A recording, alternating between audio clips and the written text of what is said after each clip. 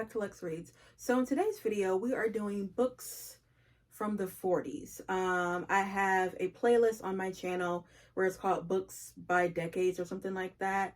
And I have done, I think, 90s, 80s, 70s, 60s, 50s. Yeah, not 40s. I really like doing these just to see like what people were reading during that time. Of course, it's Black, so yes. All right, so let's just get started. So the first book is Black Boy by Richard Wright, and this was published in 1945. This is basically like an autobiography of his life, his experiences through the Jim Crow South, which you already know it was a mess, okay? And this basically, it talks about like for him what it means to be a Black boy transitioning to a Black man, and just how Black men are treated in society. You know, it's real deep. One thing I have to say about Richard Wright is his writing is very complex, so you have to take it very, very slowly. And for me, what I do is after I read his works, I like to see if I can find some interviews by him, or just some, you know, people that know him.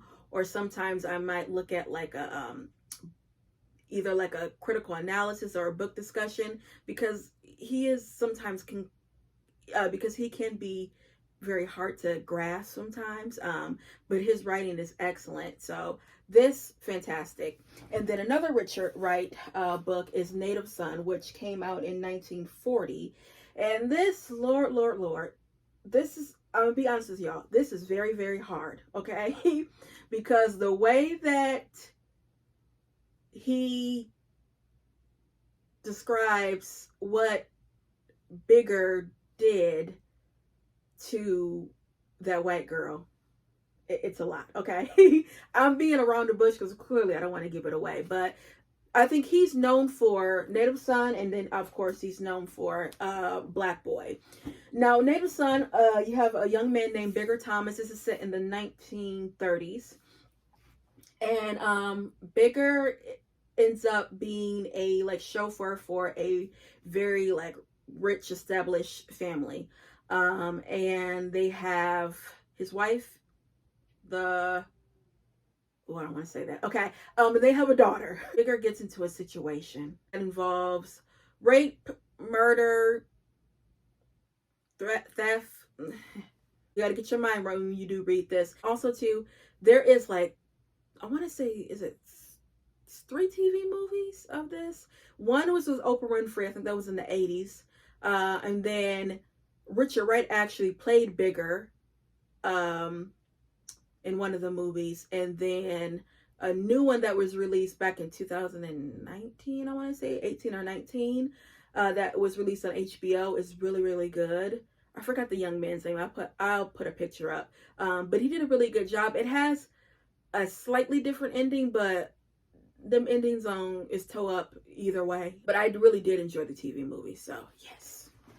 Okay, next is, this is another one that is traumatic too, which is The Street by Ann Patchett. You guys know I've talked about her several times. I have a reading vlog on her. This actually, they say it's like kind of like the woman version of Native Son, but this is not, I kind of see it at the same time I don't see it, because it's just like poor Blacks and their circumstances. That's what I see when I think about, you know, both of those novels.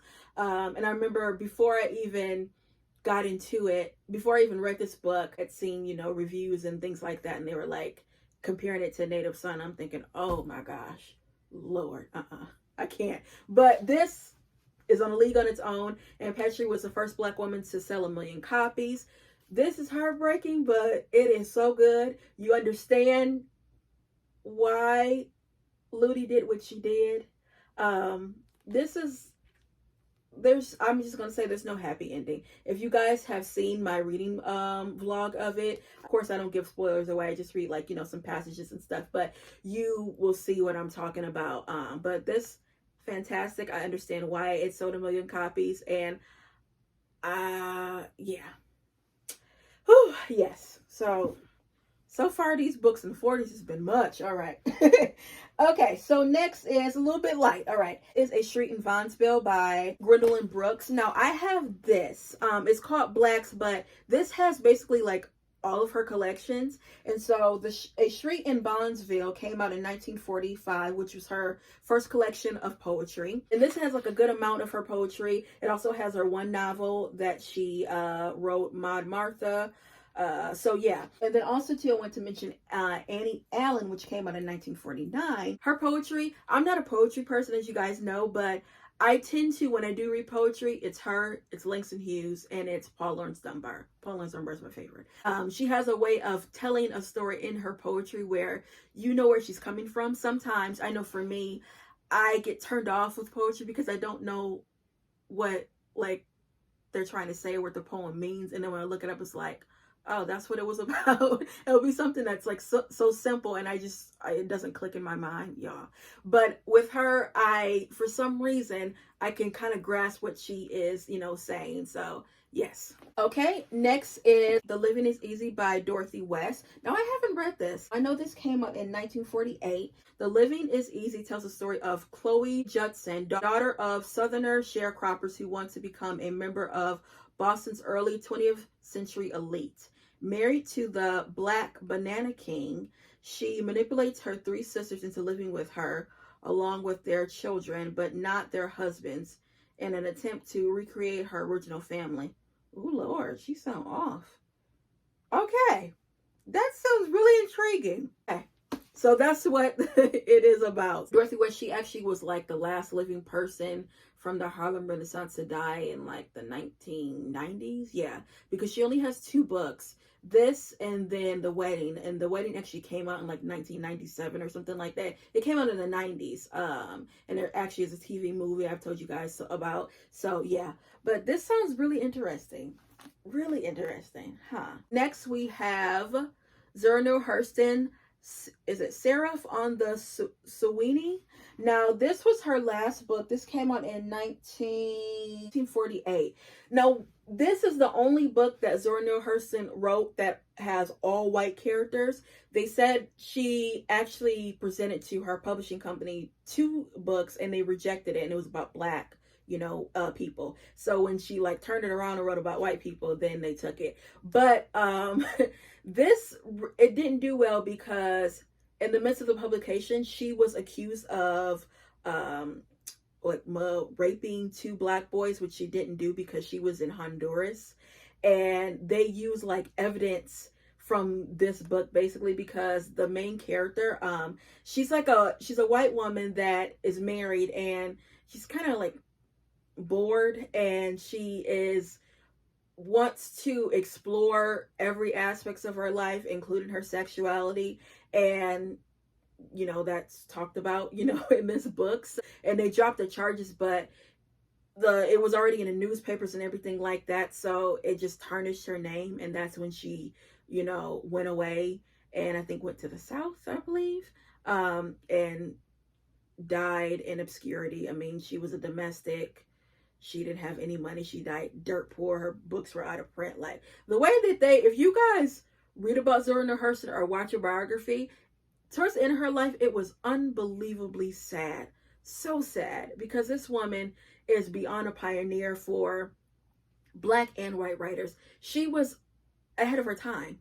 She was not only a writer, she was an anthropologist. She was a feminist. She just was everything that was a first. That's what Zora Neale Hurston was. So,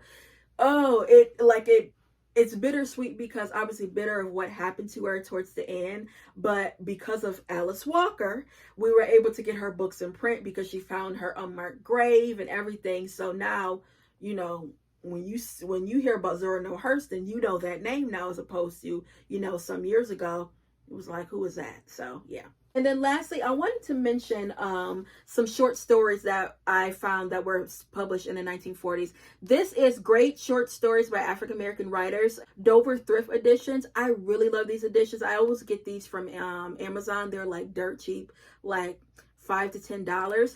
And this, you guys, please get this. It goes from 1895 all the way to 96. But the one short story that I wanted to mention actually is called The Women in the Window, and that was published in 1940, and it's by a woman named Ramona Lowe. And it's talking about a woman named Mrs. Jackson. Mrs. Jackson was hired by an employee agency to be a cook, right? And she goes to the interview, and they basically tell her that she they need her displayed near a window of like her serving, you know, things, but there's a particular outfit that they want her to wear. And all I'm going to say is, mammy. And yes, you see how it goes. And it is such a great story. Oh my goodness. And especially from her son's point of view. Oh, it's so sweet. It's about 3 to 4 pages, and it was originally printed in the Opportunity Journal of Negro Life. That was a literary magazine. And then they also have a short story by Ralph Ellison called Afternoon. Now, I haven't read that. That came out in 1940, because with him, he's only known for that one book, which is Invisible Man. Years later, a book called Juneteenth was released, because if you know the backstory about Ralph Ellison, the way he would write, write in like sections, and then he will start a new like book or whatever, or story. And his summer house was caught on fire, and all of his papers, all of his documents that he had worked on for years, all burned. And they said that he was just so distraught, where his motivation for just writing kind of diminished. I'll put in the description box a documentary that I watched about him. Fantastic. You guys, please watch it, because it talks about obviously his life and things that happened. Yeah, guys, that's it when it comes to books from the 1940s. I was trying so hard to find like books during that time by like Black women writers.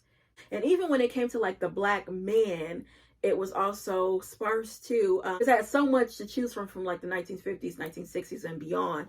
But 40s, girl, it was kind of sparse. Now, I know for the 1930s, I have plenty to choose from, because 1930s, y'all, that's Harlem Renaissance. And we was doing up some writing, okay? If you guys know any writers from the 1940s, please tell me. I really want to, know and just read some more, because it was kind of difficult. So yeah, that's all I have for you, and I'll be back with more Black books. Bye.